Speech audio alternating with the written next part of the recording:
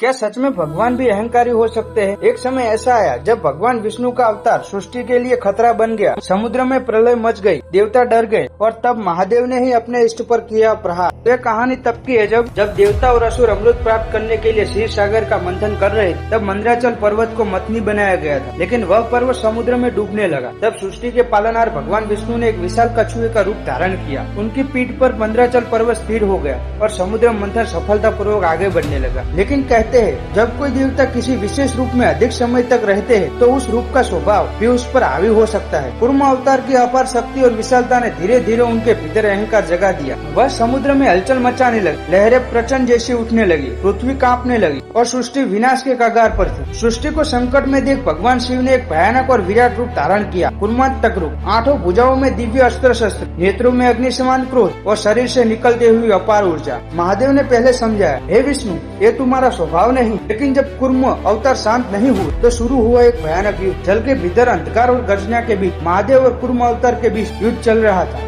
हजारों वर्षों तक देवता भयभीत थे, सृष्टि थरथरा रही। अंततः महादेव ने अपने त्रिशूल से कूर्म के कठोर कवच पर प्रहार किया। वह कवच जिसे कोई अस्त्र शस्त्र नहीं भेद सकता था, वो टूटकर चूर चूर हो गया और उसी क्षण अहंकार भी टूट गया। कूर्म अवतार समाप्त हुआ और भगवान विष्णु अपने दिव्य रूप में प्रकट हुए। विष्णु मुस्कुराए और बोले, हे महादेव, इस अहंकार रूपी कवच को आप अपने गले में धारण करें ताकि संसार ये सीख सके, जब रक्षक ही विनाश करने लगे तो उसका अहंकार तोड़ना ही सबसे बड़ा धर्म है। तमिलनाडु के कांचीपुरम में स्थित कच्छपेश्वर महादेव मंदिर में यह अद्भुत दृश्य देखने को मिलता है। हम महादेव कछुए के ऊपर विराजमान है और भगवान विष्णु कछुए के रूप में शिवलिंग की पूजा करते दिखाई दे रहे हैं।